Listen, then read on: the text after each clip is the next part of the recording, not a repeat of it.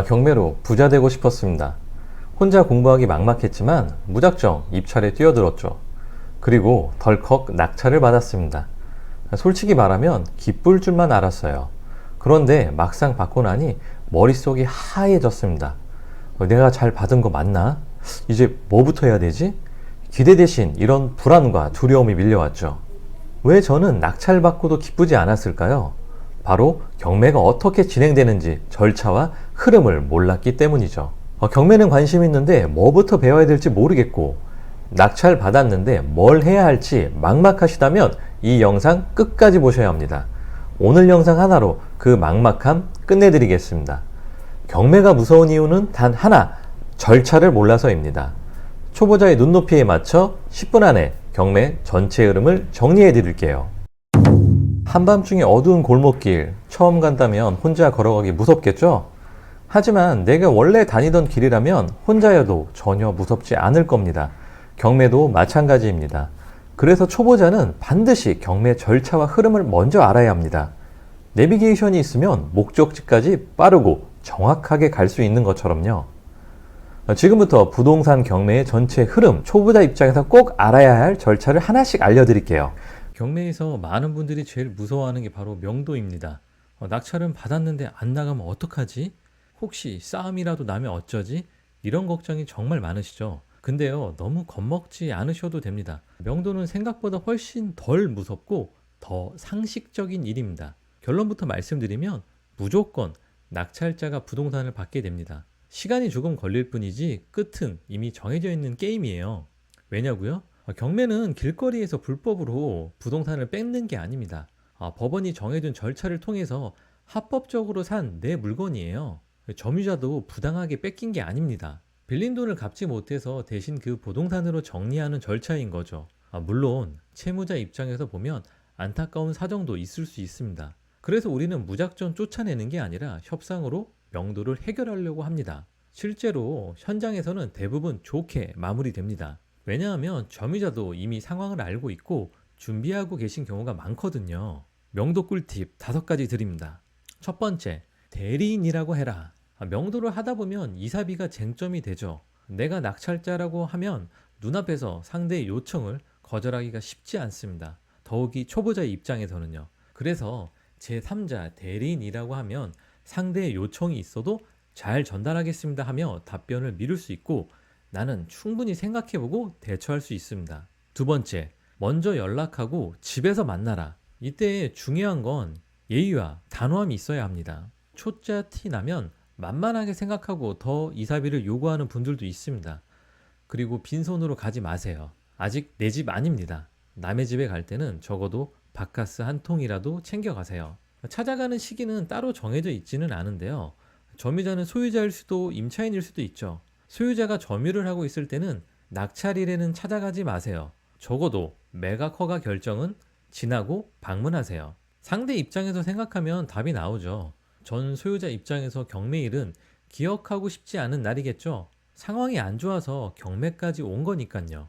물론 나는 싸게 낙찰받아 신나서 빨리 찾아가서 언제 이사할 거예요? 집 비워야 하는 거 알죠? 하고 싶겠지만 상대는 이러면 기분이 좋을까요? 서로 감정이 상하는 말이 오갈 확률이 높아지겠죠. 시간이 돈이라고 이제 아까우니까 하루라도 빨리 찾아가라고 알려주는 경매 강사분들이 점점 많아지더라고요. 여러분, 한 템포 늦춰가도 명도하는데 아무런 문제가 없습니다. 우리가 돈을 벌고자 경매하는 거지만 결국 사람이 하는 일입니다. 이걸 잊지 마세요. 대면할 땐 제가 낙찰받은 사람인데요. 그동안 불편하셨죠? 앞으로 이사 관련해서 잘 협의 드리고 싶어서 연락드렸습니다. 이런 식으로 오늘 뛰면 대부분 대화가 됩니다. 처음엔 상대의 얘기를 많이 들어주세요. 잘 들어주다 보면 의외로 좋은 정보를 많이 듣게 됩니다. 집의 장단점이라든지 주변 생활 정보, 지름길, 괜찮은 부동산은 어딘지 이런 거요. 상대의 얘기를 2, 30분 다 듣고 나서 경매 절차에 대해 설명드리며 이사 안내를 하면 됩니다. 그리고 꼭 집에서 만나야 하는 이유가 있습니다. 바로 집 컨디션을 체크하기 위해서입니다. 경매의 단점은 물건의 내부 상태를 보지 못하고 입찰하는 것인데요. 그렇기 때문에 내부 상태는 복불복인 경우도 많습니다. 내부를 잘 살펴보면 어느 정도의 수리가 필요할지 비용도 가늠할 수 있기 때문에 매도가 정할 때도 좋습니다. 그리고 명도 안내문을 같이 활용하면 좋습니다. 저의 경우 대화가 잘 된다고 해도 명도 안내문을 드리고 옵니다. 혹시라도 사람 마음이 변할 수 있기 때문에 일종의 압박도 같이 드리는 거죠. 드릴 때 이런 식으로 말씀을 드립니다. 사실 협의가 잘 안 될 때 드리려고 안내문을 챙겨왔는데요. 오늘 이렇게 잘 말씀을 나눠서 사실 필요는 없지만 이왕 출력해 온 거니까 그냥 두고 가겠습니다, 선생님.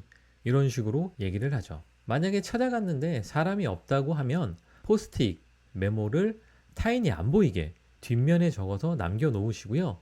이때 스카치 테이프로 붙여 놓는 거 꿀팁입니다. 왜냐면 비 오는 날, 바람 부는 날은 포스트잇이 잘 떨어지거든요. 세 번째, 법적인 절차도 함께 준비하라. 상대 입장에서 생각하며 예의를 갖추다 보면 특별한 사람을 제외하고는 대화가 잘 됩니다. 협상이 일사천리로 끝나기도 하죠. 그럼 화장실 다녀온 것처럼 기분이 엄청 개운해집니다. 하지만 이때 방심하지 마세요. 협상이 잘 돼도 사람 일은 혹시 모르니까 인도명령 신청은 바로 꼭 하세요. 인도명령은 나중에 문제가 생겨도 보험이 됩니다. 신청은 법무사 통해서도 가능하고 셀프로도 할 수 있어요. 대출 신청할 때 대출 상담사 분이나 법무사 분께 인도명령 신청해달라고 하면 서비스로 해줍니다. 만약 안 된다 하면 5만원, 10만원 내고 신청하세요. 협상은 언제나 투트랙으로 해야 됩니다. 그래야 나중에 고생하지 않아요. 인도명령 신청은 6개월 뒤에는 못합니다. 6개월이 넘어가면 명도 소송으로 가야 하는 거 기억하세요. 네 번째, 기준을 가지고 협상해라. 인도명령 절차가 있기 때문에 결국 낙찰자가 이기는 게임입니다. 협의가 안 되면 강제 집행을 통해 부동산을 받으면 되니까요. 하지만 강제 집행을 가는 게 낙찰자 입장에서 시간도 걸리고 여간 귀찮습니다. 왜냐하면 강제 집행하는데 2, 3개월 걸리고요. 집행해서 짐을 다 빼도 이걸 또 창고에 보관해야 돼요. 창고 보관비가 한 달에 2, 30만 원 정도 드는데 두세 달치 이것도 내야 하죠. 또 보관이 끝이 아니라 이 짐들을 동산 경매까지 해서 내가 낙찰받아 업자분들에게 처분까지 해야 끝납니다. 얘기만 들어도 귀찮죠? 그러니까 적당히 이사협의해서 점유자를 내보내는 거예요. 하지만 기준이 있어야겠죠? 기준은 강제 집행입니다. 강제 집행 비용은 평당 10에서 15만 원 정도입니다. 이사 비용과 기간도 기준이 잡히겠죠. 강제 집행 비용이 300 정도 예상되는데 이사비를 500만 원 달라고 하면 강제 집행 쪽으로 결정하는 게 낫겠죠. 사실 500만 원을 달라고 해도 강제 집행 신청을 하면 90% 이상의 점유자는 이사비 절충 협상을 해서 나갑니다. 만약에 한 달 안에 이사 나가겠다고 하면 이사비를 내가 생각한 금액보다 조금 더 챙겨드릴 수도 있겠죠. 이런 스킬이 바로 협상인 거죠. 다섯 번째, 명도 합의서를 챙겨라. 사람은 말로 하는 약속보다 문서 기록이 있으면 서로 약속을 더 잘 지키게 됩니다. 점유자가 이런 거 굳이 뭐하러 쓰냐 그러면 선생님 제가 이사비 드린다고 했는데 만약에 안 드리면 어쩌시려고요? 이건 서로를 위해서 작성하는 겁니다. 이렇게 얘기하시면 됩니다. 명도 합의서는 이사 전 미리 작성하고 일부 입금해도 됩니다. 나머지는 이삿날 짐이 다 나간 것을 보고 공과금이나 관리비 정산한 것까지 체크한 다음에 인감증명서를 받고 입금해드리면 됩니다. 당연히 인감증명서는 미리 요청하는 거 잊지 마시고요. 명도는 무작정 무섭고 두려운 게 아니라 어떻게 접근하느냐가 전부인 일입니다. 경매는 명도까지 돼야 드디어 내 부동산이 됩니다. 그리고 명도는 낙찰자에게 유리한 게임입니다. 쫄지 마세요. 저도 처음엔 무서웠지만 결국 다 해결됐습니다. 여러분도 충분히 해낼 수 있습니다. 상품성은 내부 컨디션입니다. 명도 후에 도배나 장판, 화장실, 싱크대, 베란다, 설비 점검을 하고 수리를 여부를 결정합니다. 입주 청소를 하면서 집안에 안 좋은 냄새도 제거를 하고요. 불량 시설을 보수를 합니다. 개선한 다음에 예쁘게 사진 촬영을 합니다. 사진 촬영을 할 때는 밝게 조명을 전부 켜두고 거실, 안방, 화장실, 베란다 구분해서 하나하나씩 사진을 찍어둡니다. 내부 컨디션을 개선해서 상품성을 올린 다음에 부동산 중개사와 협의해서 매도나 임대 홍보를 시작하면 됩니다. 부동산 거래가 많이 될 때는 소수의 부동산에게만 물건을 내놔도 되지만 요즘은 부동산 거래가 많지 않기 때문에 매물을 단체 문자를 전송을 합니다. 전송을 할 때는 여러 가지 정보가 들어가게끔 작성을 해서 부동산에 단체 문자를 뿌립니다. 부동산 연락처를 확인하는 방법은 네이버 부동산을 통해서 핸드폰 번호를 수집을 하면 됩니다. 요즘엔 직거래 플랫폼인 당근을 통해서도 부동산 거래가 많이 이루어지고 있습니다. 문자 내용을 당근에도 올리면 됩니다. 끝으로 수익화입니다. 수익화는 돈을 버는 거죠. 내 목적에 따라 전세나 월세, 매도 중 선택한 대로 수익화를 진행하면 됩니다. 계약서를 작성하고 세금이나 비용 정리 등 수익화가 마무리되고 나면 가장 중요한 마무리 복귀도 해줘야 합니다. 이번 케이스의 수익률이나 진행을 하면서 있었던 리스크, 명도 전략 같은 경우에도 피드백을 남기는 거죠. 다음 입찰에서는 똑같은 실수나 같은 리스크를 겪지 않도록 참고하면 됩니다. 법원 기준에서 부동산 경매가 어떻게 진행되는지 빠르게 정리해 드릴게요. 이건 투자자 입장에서 전체 숲을 이해하는 데 꼭 필요한 흐름입니다. 먼저 법원 경매는 첫 번째로 경매 신청은 채권자가 하게 됩니다. 돈을 받을 사람이 채무자의 재산을 경매 신청을 하는 거겠죠. 경매 신청이 받아들여지면 그 다음엔 법원에서 경매 개시 결정을 내리게 됩니다. 해당 부동산의 등기부 등본에도 경매가 진행된다는 내용이 기입이 되는 거죠. 그런 다음에 경매를 진행하려면 당연히 가격도 있어야겠죠. 그리고 경매 물건에 대한 기본적인 내용도 조사를 해야 됩니다. 법원에서는 감정평가서는 감정 실시하게 되죠. 그리고 나서 배당 요구 종기일이라는 걸 지정하고 공고를 하게 됩니다. 배당 요구 종기일을 지정하는 이유는 돈 받을 사람들이 있겠죠. 돈 받을 사람 손들어 라고 법원에서 얘기를 하는 거죠. 그러면 저요 라고 신고를 하는 겁니다. 이렇게 끝나게 되면 법원에서는 경매 공고를 하고 입찰일을 확정하게 됩니다. 통상적으로 경매가 신청한 다음에 입찰이 진행될 때까지 6개월에서 1년 정도의 시간이 소요됩니다. 경매를 진행하는데 아무도 입찰에 참여하지 않았다면 유찰이 되는데요. 유찰이 될 때는 서울은 20%, 기타 지역은 30%의 금액이 할인됩니다. 이렇게 진행되다 보면 낙찰자가 나타나게 되겠죠. 낙찰자는 최고가 매수인입니다. 낙찰자가 선정되고 나면 7일 뒤에는 매각 허가 결정이란 걸 내리게 됩니다. 그리고 그로부터 일주일 뒤 매각 허가 결정에 대한 확정을 내려주게 되죠. 이 기간 동안에 이해관계자는 이의를 제기할 수 있고 낙찰자 입장에서도 경매 물건에 문제점이나 하자가 발견된다면 낙찰자도 매각 불허가 신청을 해서 보증금을 돌려받을 수 있습니다. 매각 허가 결정 확정이 되게 되면 잔금 기한이 지정되고 잔금 납부 안내를 받게 됩니다. 30일의 기간이 주어지게 되죠. 잔금을 납부하게 되면 법원에서는 소유권 이전 등기 촉탁을 하게 됩니다. 낙찰자가 잔금을 내고 나면 약 30일 이내에 배당 기일이 잡히게 됩니다. 돈을 받을 사람들에게 돈을 분배해 주는 거죠. 배당이 실행되고 나면 경매계는 각종 기록들을 정리하고 송부합니다. 이렇게 되면 경매 사건은 종료가 되게 되죠. 낙찰자 기준 흐름으로 정리해 볼게요. 낙찰자 기준 경매 절차는 첫 번째로는 물건 검색 및 분석입니다. 내가 들어갈 경매 물건을 찾고 분석을 해야겠죠. 그런 다음에 입찰에 참여합니다. 그리고 낙찰을 받게 되겠죠. 낙찰을 받게 되면 일주일 뒤에 매각 허가 결정이라는 걸 받게 되고 그로부터 또 일주일 뒤에 매각 허가 결정이 확정을 받게 됩니다. 확정까지 받고 나면 경락잔금 대출을 진행을 해야 되죠. 경락잔금 대출 진행을 통해서 잔금을 납부하고 나면 소유권 이전 등기를 하게 됩니다. 셀프 등기도 가능하지만 초보자일 땐 법무사를 통해서 하는 게 좋겠죠. 소유권 이전 등기까지 하고 나면 그 다음엔 명도를 진행해야 됩니다. 점유자를 내보내야겠죠. 내보내고 나면 그 다음엔 상품성을 개선해야겠죠. 인테리어나 수리를 통해서 상품성을 개선하고 그런 다음엔 대망의 수익화를 이뤄내면 됩니다. 각 단계에서 그냥 순서만 나열하는 게 아니라 왜 중요한지 어떤 실수를 주의해야 하는지도 함께 설명드리겠습니다. 첫 번째로 물건 검색 및 분석입니다. 경매 사이트를 통해서 내가 원하는 물건을 찾아야겠죠.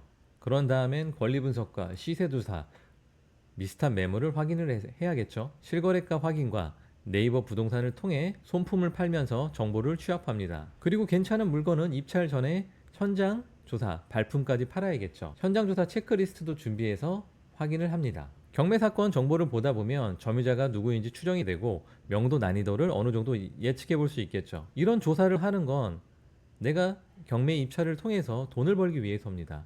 당연히 수익성에 대한 검토도 같이 체크를 해야겠죠. 그런 다음에 입찰에 참여를 해야겠죠. 당연히 입찰가를 산정을 해야 됩니다.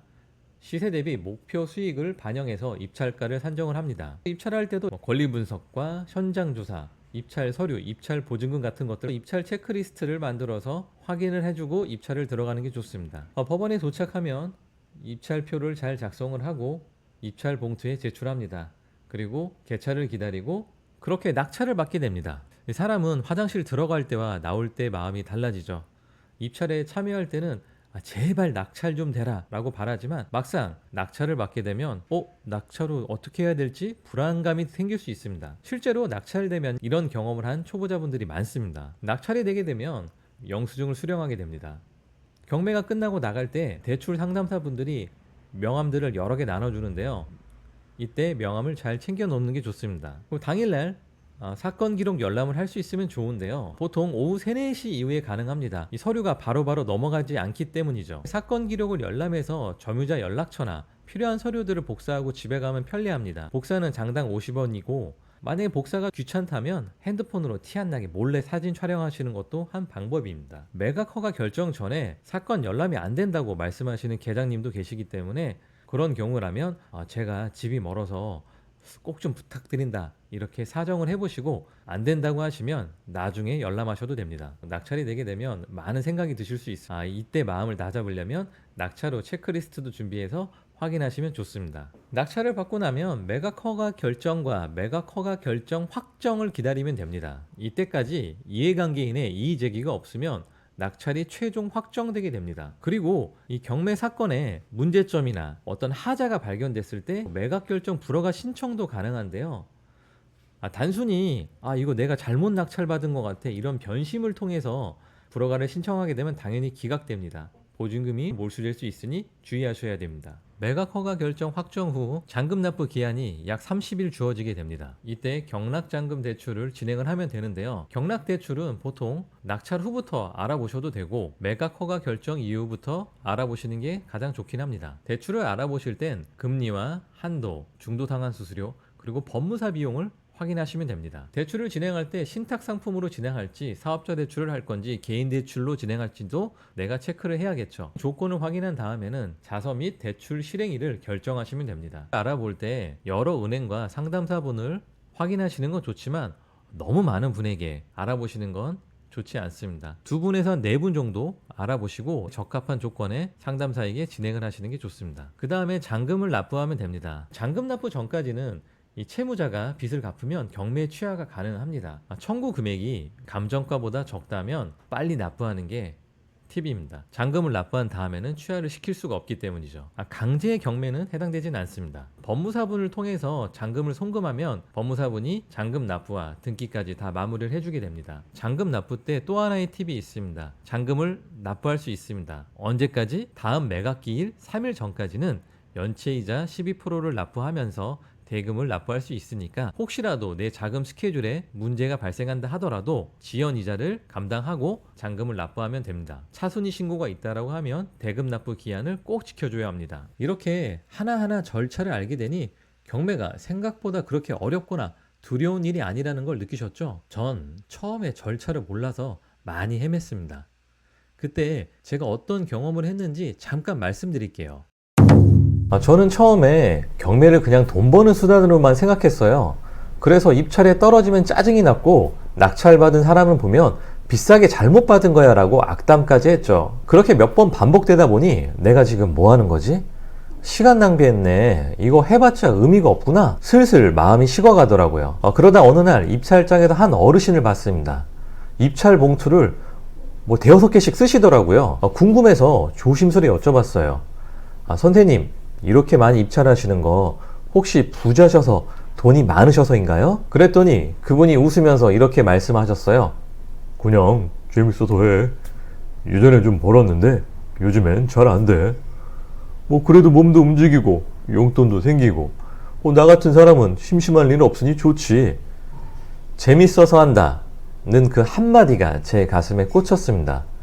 그 말이 그렇게 깊게 다가올 줄은 몰랐거든요. 그때 깨달았습니다.